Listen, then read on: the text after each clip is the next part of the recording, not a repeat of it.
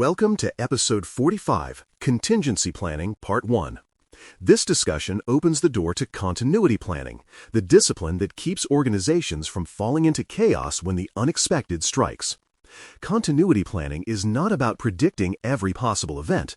It is about knowing what matters most and how to restore it when disruption arrives. A good plan transforms panic into procedure, giving teams a map when instinct alone would fail. The purpose is resilience, the ability to sustain essential operations under stress, recover quickly, and maintain public and stakeholder trust. Without preparation, even small outages can cascade into crises.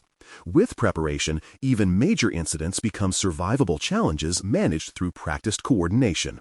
Building on that purpose, the first step is defining objectives, scope, and triggers so everyone knows when the plan applies and what it seeks to achieve.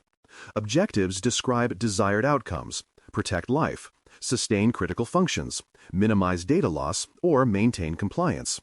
Scope defines which systems, facilities, and teams fall under the plan. Triggers identify the conditions that activate it, such as prolonged outages, data corruption, or loss of key facilities. For example, a power failure lasting over an hour might trigger local recovery steps, while a regional disaster escalates to full continuity mode. Clear criteria prevent hesitation and confusion, ensuring the right plan activates at the right time. From there, prioritizing services, processes, and dependencies focuses effort where it matters most. Not every function needs immediate recovery, but some cannot pause even briefly. Prioritization ranks services by their criticality to mission success and by the ripple effects their loss would cause. A hospital might place patient care systems above billing, while a manufacturer ranks production control over marketing analytics. Dependencies, power, data links, and specialized staff must accompany each priority listing. These rankings guide resource allocation when everything cannot be restored at once. In a crisis, focus replaces wishful thinking. Knowing what must come first ensures that recovery begins with purpose, not debate. Continuing the structure, recovery time and data loss targets set measurable goals for how quickly systems return and how much data the organization can afford to lose. Recovery time objectives, often shortened to RTO, define acceptable downtime, while recovery point objectives, or RPO, define the oldest recoverable data acceptable after restoration. For example, a payroll system might tolerate a 24-hour outage and a 12-hour data gap, whereas a trading platform may allow only minutes for either. Setting these targets before an event helps design backup schedules, replication methods, and resource allocations. These numbers become promises to the business, realistic ones grounded in capability, not optimism. From there, assigning roles, authority, and alternates ensures leadership continues even if key people are unavailable. Each role in the contingency plan should name a primary and at least one alternate with clear lines of succession. Authority must be explicit. Who can declare the plan active, authorize relocation, or approve expenditures during recovery?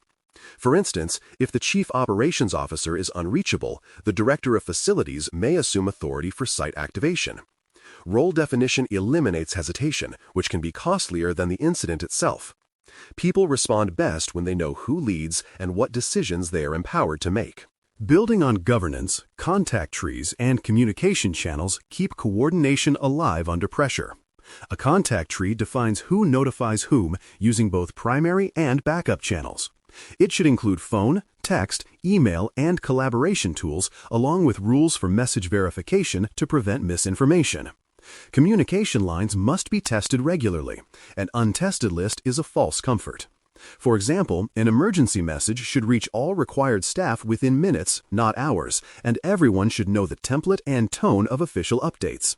Clear, rehearsed communication avoids chaos, maintains credibility, and prevents rumor from amplifying stress during disruption.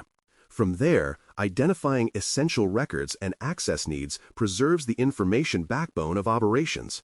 Some documents, contracts, licenses, configuration records, and inventories become critical during recovery. These must be stored securely yet remain accessible when primary systems are down. Digitizing records and keeping copies in alternate, secure repositories helps continuity teams act fast. For example, having network diagrams and credential vaults backed up off-site allows recovery teams to rebuild infrastructure without delay. Records are the memory of the organization. Losing them means losing the ability to recover intelligently. Accessibility paired with protection ensures knowledge outlives the outage. Continuing preparedness, planning for alternate sites and capacity, determines where work continues when primary locations fail. Alternate sites may range from dedicated recovery facilities to cloud-hosted environments or partner offices. Capacity planning ensures these locations can handle critical workloads without oversaturation.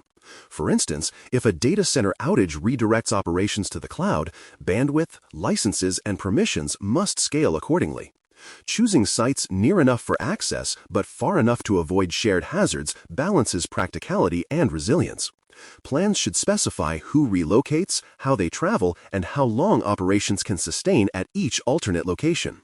Building on recovery mechanics, backup coverage, frequency, and verification ensure data restoration remains credible. Backups protect against both accidents and attacks, but only verified backups prove their worth. Evidence of regular testing, successful restoration, data integrity checks, and version control must accompany the schedule. For example, daily incremental backups combined with weekly full backups might meet RPO targets, but only if tested quarterly for restoration success. Storing backups in diverse locations and formats adds redundancy against both cyber and physical threats. Backup confidence grows not from promises, but from tested results documented and reviewed. From there, third-party and provider coordination extends continuity beyond internal walls. Many critical services, cloud hosting, logistics, telecommunications, depend on external partners whose own disruptions can cascade. Contracts should require continuity commitments, reporting obligations, and joint testing where feasible. A communication channel for rapid coordination ensures shared awareness when one party activates contingency plans. For example, if a provider experiences regional failure, the organization's response team should know impact scope and expected recovery time immediately. Trust is not enough. Continuity agreements must formalize shared resilience. Dependence acknowledged is dependence managed. Building further, defined workarounds and degraded mode operations keep minimal service alive until full recovery. Degraded mode means operating with limited function but maintaining core mission output. For instance, during an order system outage, staff might process transactions manually using pre-approved paper forms or spreadsheets. Workarounds must be realistic, documented, and practiced, not improvised mid-crisis.